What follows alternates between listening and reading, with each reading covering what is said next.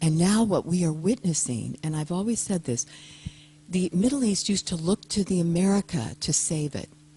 And I always said it has to come from the people within the country. It has to grow organically as a movement. And then as it comes up and its time is right, there won't be violence or much violence, like what happened with the Berlin Wall.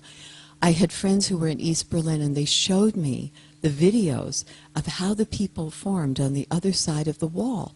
And they came to the government building on the border, and they just stood there, like what happened with Egypt. And soon, the next night, more people joined them. And the next night, more and more people started joining them, until this great, vast, critical mass happened.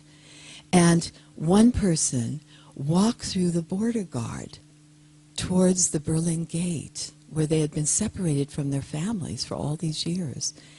And as he started to walk, another person just jumped up on the wall. It's like they were just testing. And then pretty soon, nothing happened. No response happened. Gorbachev did not send an edict to the East Germans to quell this uprising. The time had come.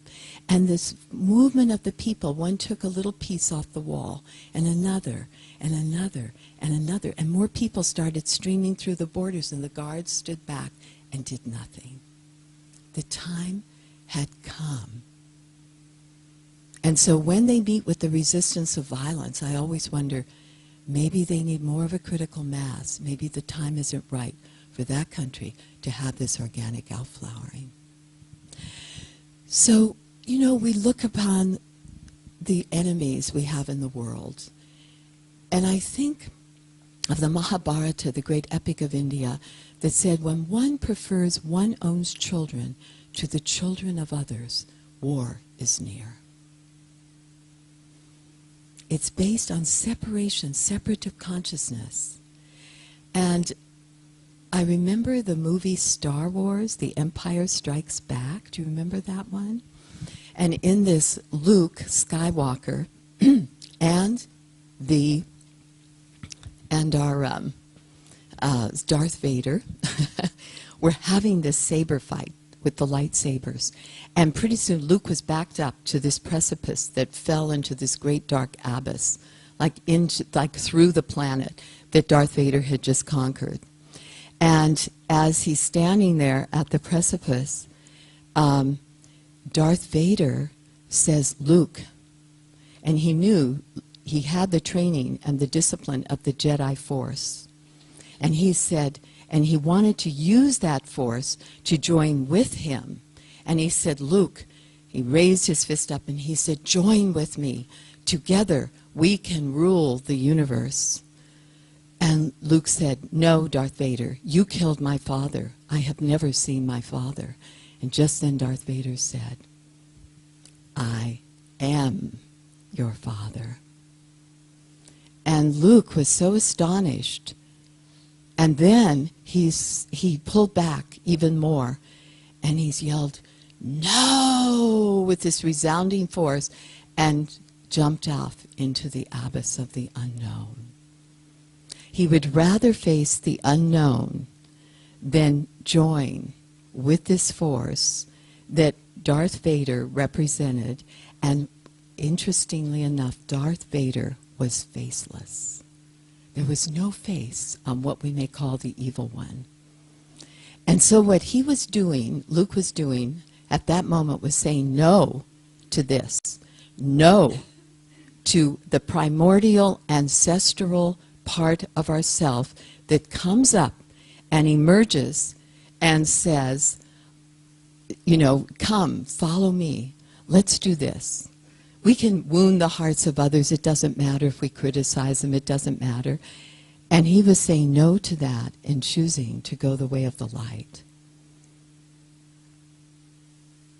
And then as he fell into this great abyss, his cries were heard psychically by Princess Leia, who was just leaving this captured planet.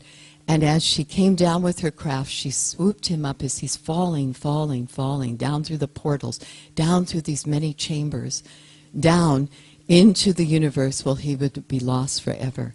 And she scoops him up.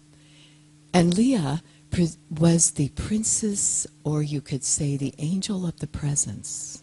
There's so many significances here. Darth Vader as being that negative part of ourself that goes to the lower ground rather than takes the higher ground in our relationship with others. And so here we see that the Skywalker, made that choice, and he was saved by this angel of the presence. Like when we come to the precipice in our life, and all of a sudden, this part of us may go, help, help. That's all we can say sometimes. We can't do elaborate prayers. And then all of a sudden, some force comes in, and it lifts us to a new understanding, a new guidance. And Darth Vader is that enemy that's out there, that evil one that has no face, no power over us except that which we give to it through our fears. And as we come face to face with that, like in yoga, we do a pose, and then the teacher tells us, okay, now take this other variation. And then we take the other variation, but we're afraid because we've gone to the known, and then they're asking us to go into the unknown. There's 100,000 variations on each, which means infinite ways in which the mind can express itself through the body, through the poses. And when we go into the new unknown, we expand the parameters of our consciousness, of our comfort zones, and we can be the same in any situation. And as the unknown becomes the known, then we're asked to go to the next unknown and explore that. And there's a phrase there on how to still the mind. It's to check the downward pull of our emotions as well as our body. To lift free of the compression that causes suppression, and to come up into the higher aspects of our being, where we in that buddhi mind, where we can see from the mountaintop, and we see the reason why this is happening or that is happening. And when we do this, we become the Skywalkers. And we say no to that lower primordial part, that instinctual part of ourselves that doesn't live to that transcendence. And we see this in the great saints throughout the ages. They chose the way they are the Skywalkers. I met with Mother Teresa, and believe me, she was a saint. She never judged. There wasn't a judgmental bone in her body. She loved everyone. And I felt she was like this giant banyan tree with millions of leaves, and would never withdraw one branch to give shade to another, but not to the other. But we can be like that vast tree, and we can hold everyone under the branches.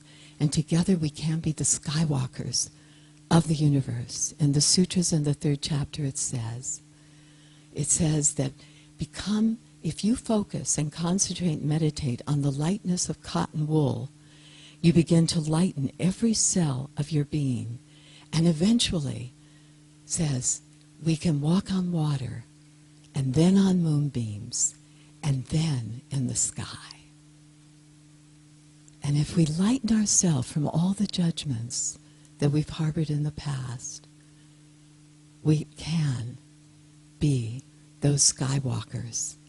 And as we transcend our consciousness, we do it not just for ourselves, our families, our community, our nation. We're doing it for the world. And then we go beyond all the borders and the boundaries of ideologies, politics, everything that has divided us as nations, states, and people. And if we hold to the oneness in consciousness, we can, together, change our world and build it through that love.